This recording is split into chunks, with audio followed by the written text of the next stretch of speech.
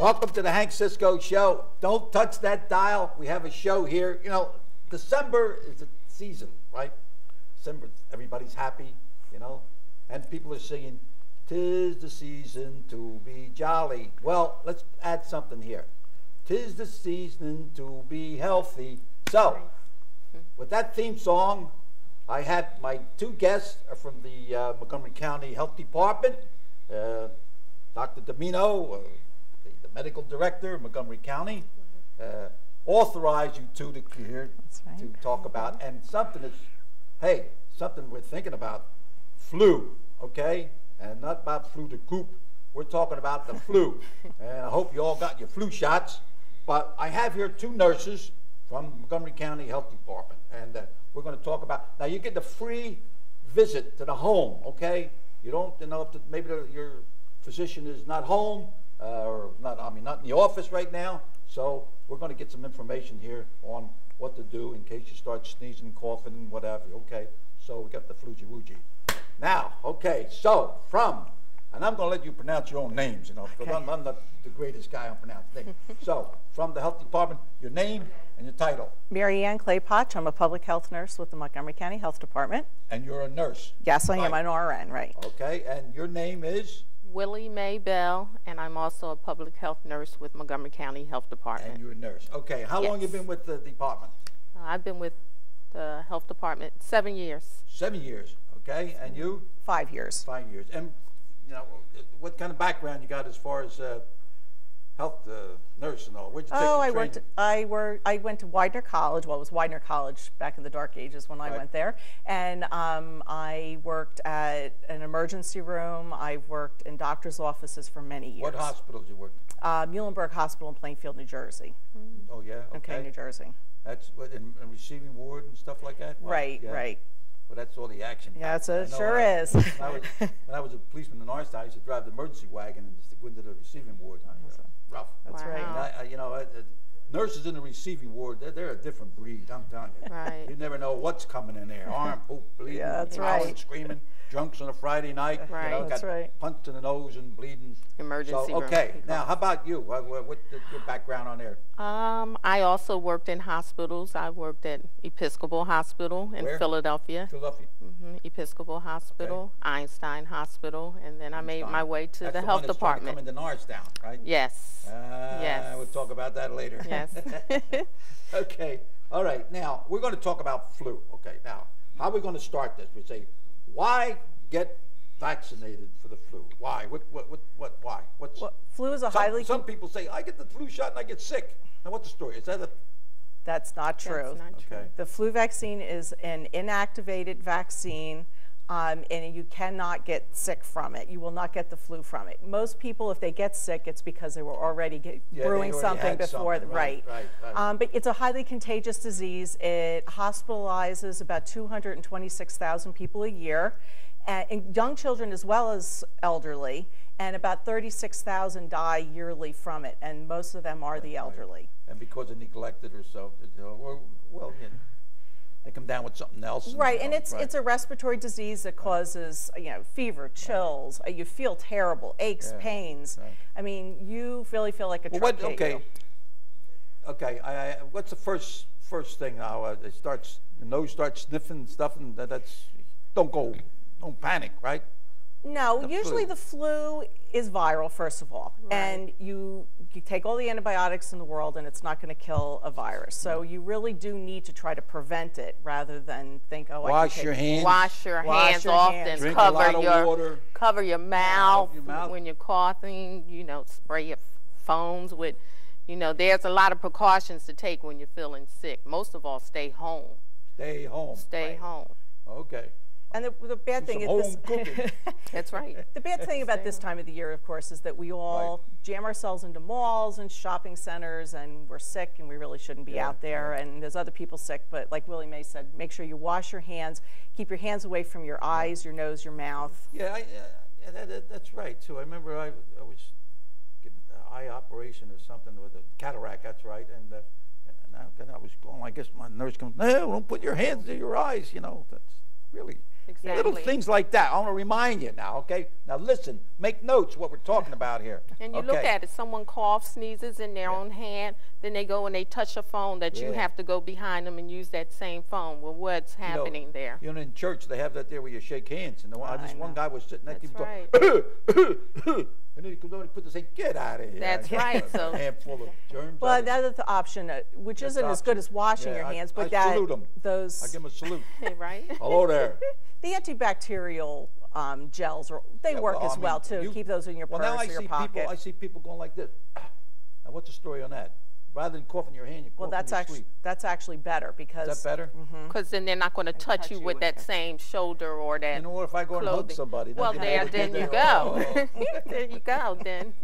Well, who should get the flu shots or vaccination? Really, it's 50 and over. Yes, it's 50 and over, and 6 months up to 5 years old. Healthcare workers, people who are taking care of people who are sick. Pregnant women. Pregnant women. Pregnant women, I guess it's important because yes, and it's almost everyone. And really, even if somebody thinks they may become pregnant during the flu season, they also should when in have doubt, it. check it out. That's right. Get it done. That's right. Okay. And how about what type of flu vaccine is there? The different types, or what's the story on that? Yeah, there are two types. There's the inactivated, which is the shot. Which is the flu shot that we're all used to. And what else? Then now they have out what's called the flu mist, which is a live vaccine, which they spray intranasal. Oh yeah. Yes. And that's for the same effect. The same, yes. even better, effect. a better effect because it goes through your system. And it's going right into the area where most of the time it starts. Sure, because you got a head cold, like that one commercial. Sneeze and the head's getting bigger and bigger and bigger. Right, and it's all, like we said, it's all upper respiratory. Right. It usually starts there. What is it? The eyes, ears, nose, and throat. So it all comes out to one, right? Right. But yeah, but now the only thing with the flu mist, there is an age limit with this. It's from age 2 through 49, and it's only for healthy adults. People. So what's that now? Age 2 to through 49. So once you're 50, you can't have it anymore. What do you mean, the flu? The flu mist, right. And there is a pretty strict... After 49, no more. Right, and it is a pretty strict criteria. You have to be healthy. You have can't to be have a healthy asthma, person. You can't have heart disease, you can't have diabetes. It's only for the healthy individual that's from age 2 through 49. Oh, okay, all right. Right. And then, all right, now, when's the best time to get the flu shot? In the summer, before the winter, or wait till it snows? October, November are the prime. November the prime times, and it runs up through April. The main... Wait a minute, start from when? When do you think? October. October? And November. And November are high flu season. So you should get it when? That's when you should get the That's when you should start getting flu vaccine, right. And it runs through till April, as late as April. It's almost like the hurricane season. Right. Right? Certain times in the hurricane. But you can get it as late as February. Last year there was a little delay in the flu vaccine coming out. And what happened on that? One time there was a big backup or something that we didn't get no flu? Some years there's manufacturing and production problems, so because of that, or was it more people getting sick? Or was no, it was a production problem. But the health department's right on that, though. Well, as soon as we get it, we start giving it. Yeah. In other words, okay, now, where can you get this flu shot? Now, give us some story here. I'm glad both of you are hitting there. Yeah. Okay. All right. Go ahead. If your doctor's office should get it. You can also get it. Doctor. Right. Yes. You can also get it from, you see pharmacies and grocery stores all have it now. Those you do have to pay for. Walmart. The pharmacy, yeah. Right. Walmart. Many times they'll have companies that come in that go there. Some of these stores have like clinics. They call it. Clinics. Yes. Some of the stores where you walk in, they give them on certain times of the day. Now, there's a fee with them, too, as well, I believe. Right, a lot of those. Now, most of the time, if people are Medicare, they don't have to pay through those clinics, or they may get reimbursed from their insurance companies. Okay. But then the other one is the health department. That's pretty good. You can get all your groceries, you get your pharmacies there, That's right. your medicine, and then you can get your flu shots and a couple other things. In other words, the health department works along with that. Well, no, we don't. Not along with that. We do not. No, we're not. We have our own initiative that we do when it comes to flu season, where we set up flu clinics at a whole lot of different sites. And basically for those that are like, well, now it's 50 and over, but 65 and over, who are I'm considered 85. as high risk. The vaccine's not going to work on me, right? Oh, sure they will. They will prevent you from getting pneumonia. 84. Yeah, I'm 84, right. So you need to get one every year. Oh, yeah, I get it every year. Yeah. Get mine in the Army hospital. But the thing is, you have to remember with the flu, with our flu sites, they are for the highest risk people. If someone goes on to the website, they're able to, which is... Oh, yeah. Tell me about that website. It's www.health.montcopa.org. And that's the Montgomery County Health Department. It brings you right to the health department. Around September, we'll start to list what all of our different flu sites will be. And actually, people can pre-register. They're all done. They finished on last Friday. Last Friday, we did our last site. And we even did 4 drive-throughs where people didn't even have to get out of their car. They just rolled up their sleeve and got their shot right through the car. Oh, they told me the Catholic Church has a drive-in confessional. Oh, to tell or go to. I don't know, but I don't know. Everything you get, in other words, you drive up the driveway and you put your arm out. And we did a flu shot. That's the way in the Army. When we got in the Army, we had the shots. We did four sites. Boom. And actually, that works out great for people that really have mobility problems, that it's hard for them to get out of their car and get into... That's what we did. The health department did that. But so they can just start around September, they can look and see if they can see which one is in their location. How about that? All right, now, immunizations? Yes, you talk about that. Okay. What vaccines are being given to infants and children now? Something about that now.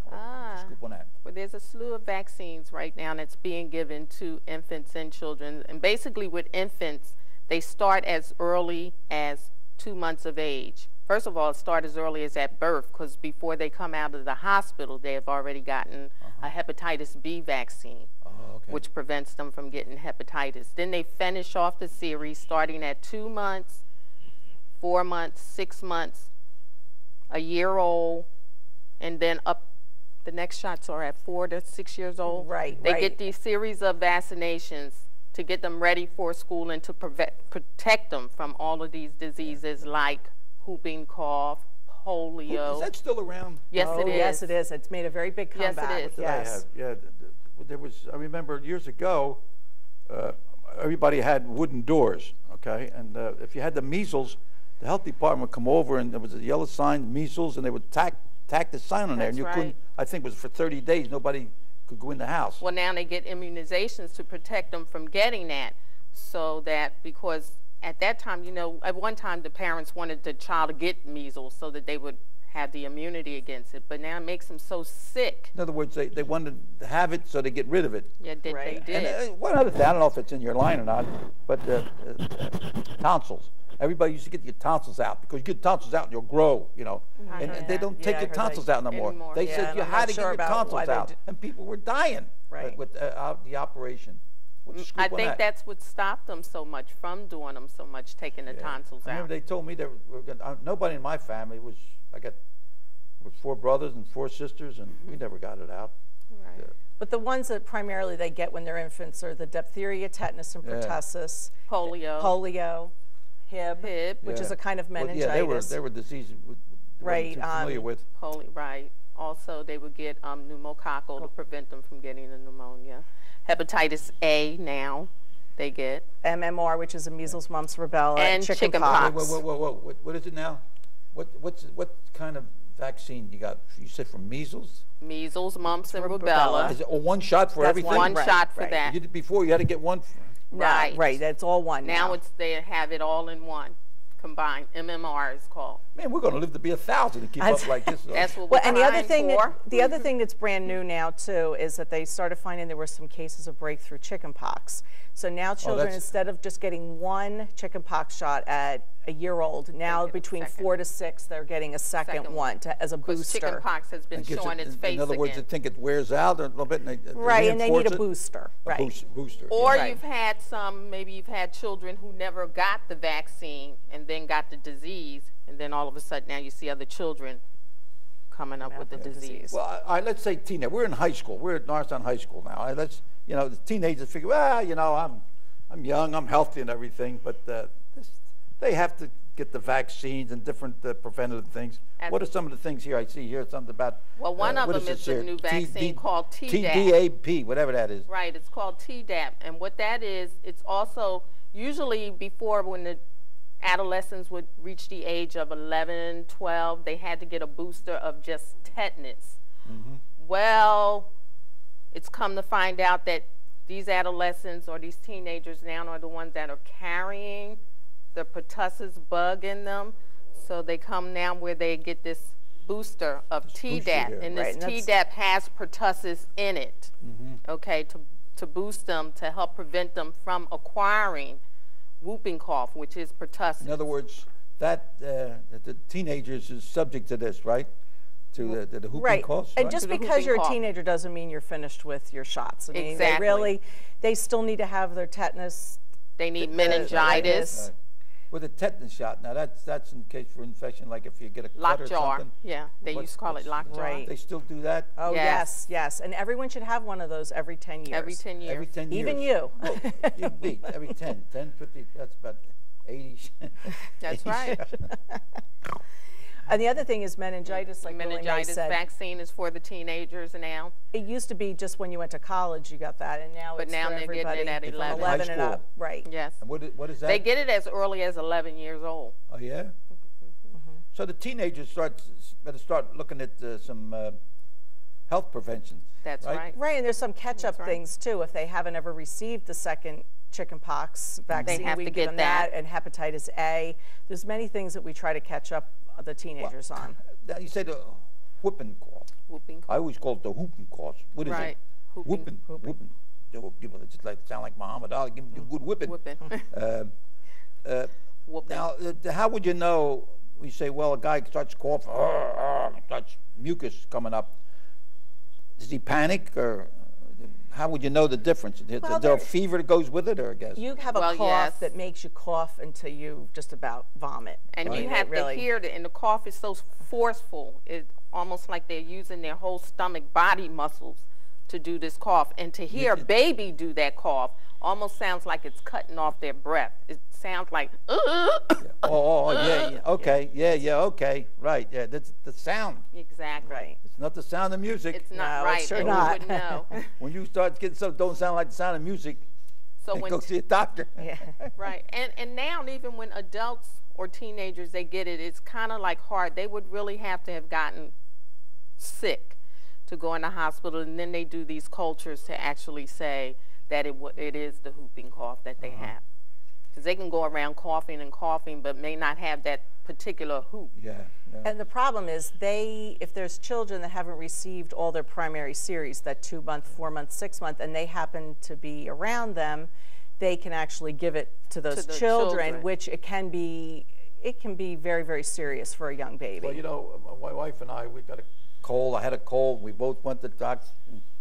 It's about three years ago, and it's around Christmas time, and I got weak and tired, coughing, sneezing. But finally, doctor diagnosed, and my wife was sick. We're both sick at the same time. Unbelievable. Thank God I got daughters to take care of it.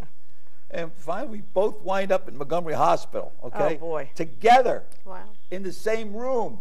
Okay. And mind you, now she's in the same room, and so then they would come in with a thing of breathe and to get some oxygen, couldn't breathe right, you know. Yes. And then I was feeling pretty good. So then in the meantime, about 1 o'clock in the morning, Dolores said, she said, call the nurse, call the nurse. Well, I would ring my thing, you know. Yeah.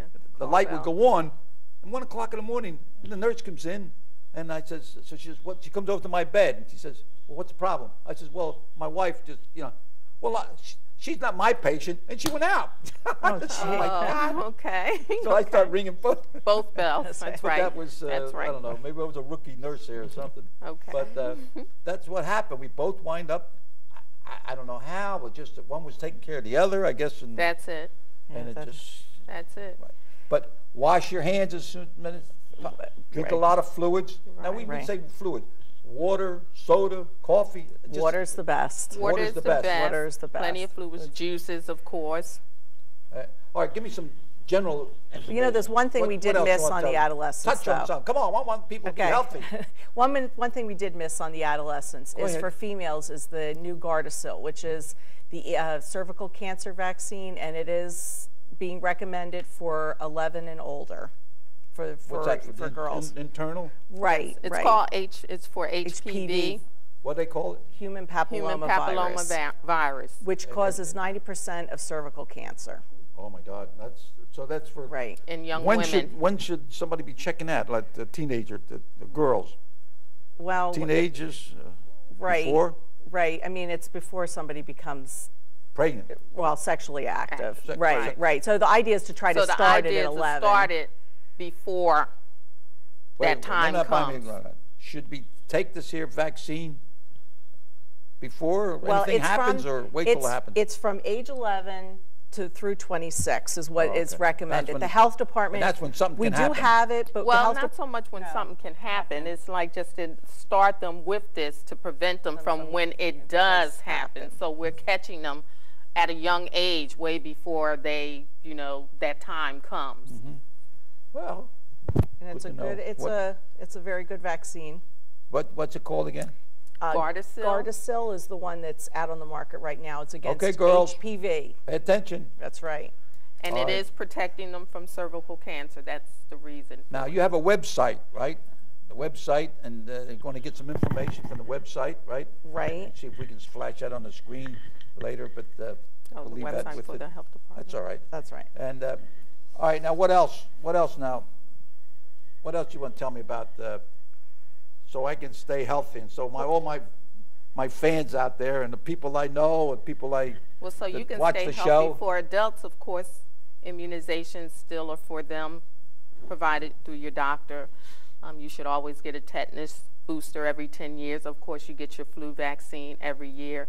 For any adult who's 65 years and over who has not received a pneumococcal vaccine, you should have one of those, because if you do catch the flu, a lot of times it does turn into pneumonia for the elderly. All right. And that puts them in the hospital. In other words, pneumonia is always standing by for the older you get, I guess, right? Right. Yes. Your body starts getting a little weak. Yes, it when hits you're your going lungs. to get yourself open. Right. So you want to get one of them. Once after you get that over the age of 65, you don't need another one in life. And then they've also come out with herpes zoster vaccine, I believe. Right, against the shingles.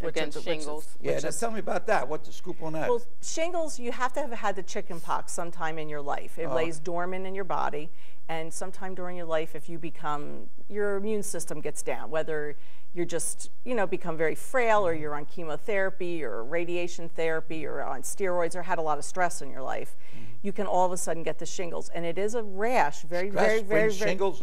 Yes. Very, very painful rash that looks like little blisters, and it runs along a nerve. Runs along, right. It usually runs on one side of the body, it will not cross the midline of your body. It just goes on one side. Right. Scratching.